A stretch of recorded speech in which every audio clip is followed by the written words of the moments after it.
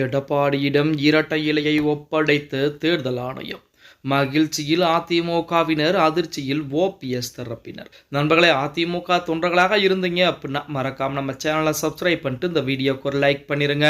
அனைத்திந்திய அண்ணா திராவிட முன்னேற்ற கழகத்தை பொறுத்த வரைக்கும் பிரதான சின்னம் அப்படின்னா அது இரட்டை இலை சின்னம். அதாவது ஒரு காலத்திலே இரட்டை இலை சின்னத்தில் வேட்பாளர் யாராக நிறுத்தினாலும் சரி, அதாவது அவர் வசதி படைத்தவரோ வசதி இல்லாதவரோ அல்லது மக்கள் மத்தியில் செல்வாக்கு உள்ளவரோ செல்வாக்கு இல்லாத புதுமுகமாக யாராக இருந்தாலும் சரி, இரட்டை இலை சின்னம் அப்படிங்கிற அந்த சின்னம் ஒன்று போதும் அவரை வெற்றி பெற வைப்பதற்கு அப்படின்ற தகவல் நம்ம அனைவருக்கும் தெரியும். நமது புரட்சி தலைவர் பொன்மனச்செம்மல் எம்ஜிஆர் மற்றும் ஜெயலலிதா அம்மையாரால் கட்டி காப்பாற்றப்பட்ட வளர்க்கப்பட்ட ஒரு இயக்கத்திற்கு மிக மிக ஒரு முக்கிய சின்னமாக அமைந்ததுதான் இரட்டை இலை சின்னம். ஆனால் அந்த இரட்டை இலை சின்னத்தை எப்படியாவது முடக்கிவிட வேண்டும். அந்த இரட்டை இலை சின்னத்தை முடக்கிவிட்டால் அதை வைத்து நாம் அதிமுகவிற்கு நுழைந்து அதிமுகவிலேயே திமுகவிலே அடமானம் வைத்து விடலாம், அதிமுகவை அடிமை கட்சியாக மாற்றி விடலாம், அதிமுகவை அழித்து விடலாம் என நிறைய நபர்கள் அதற்குரிய வேலைப்பாடுகளையும் பார்த்தாங்க. அதற்காகத்தான் தேர்தல் ஆணையம் வரைக்கும் கூட போனாங்க. சென்னை உச்ச நீதிமன்றத்திற்கு வழக்குகளை தொடுத்து உச்சநீதிமன்றத்தின் மூலமாக தேர்தல் ஆணையம் வரைக்குமே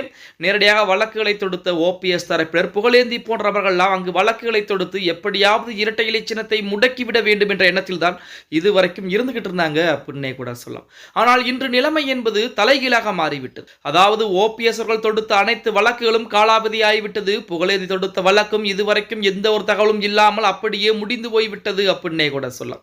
ஓபிஎஸ் தற்சமயம் திமுகவிலே இணைந்து கொண்டிருக்கிறார். இதற்கு முன்னதாகவே எங்களுக்கு வேகமாக இரட்டை இலை சின்னத்திலே தீர்ப்புகள் வேண்டும் என ஓபிஎஸும் புகழேந்தியும் தேர்தல் ஆணையத்திற்கு ஓயாமல் அலைந்து கொண்டிருக்கூடிய அந்த வேளையிலே பீகார் சட்டமன்றத்தில் முடிந்த பின்புதான் எங்களால் முடிவுகள் எடுக்க முடியும் என காலதாமதம் படுத்தியது தேர்தல் ஆணையம்.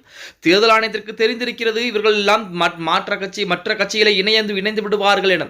அதன் காரணமாகத்தான் தற்சமயம் எடப்பாடி பழனிசாமிக்கு 2026 சட்டமன்ற தேர்தலுக்கு அதிமுக அப்படிங்கிற இரட்டை இலை சின்னம் எடப்பாடிக்கு மட்டும்தான் சொந்தம் என தேர்தல் ஆணையம் அதிரடியான அறிவிப்புகளை கொடுத்திருக்கு.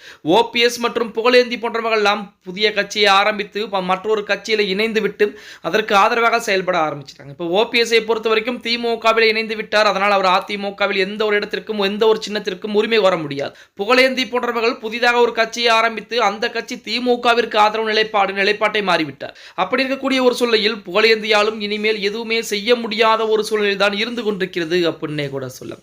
இவர்கள் இருவருமே புகழேந்தி புதிய கட்சி ஆரம்பித்ததும் சரி, திமுகவிலே ஓபிஎஸ் இணைந்ததும் சரி, எடப்பாடி பழனிசாமிக்கு மிகப்பெரிய நல்ல விஷயங்களாகத்தான் நல்ல செய்திகளாகத்தான் பார்க்கப்பட்டு கொண்டிருக்கிறது அப்படின்னே கூட சொல்லலாம். ஏனென்றால் நமது ஓபிஎஸ் தொடுத்த வழக்குகளாகட்டும் அனைத்துமே காலாவதியாகிவிட்டது.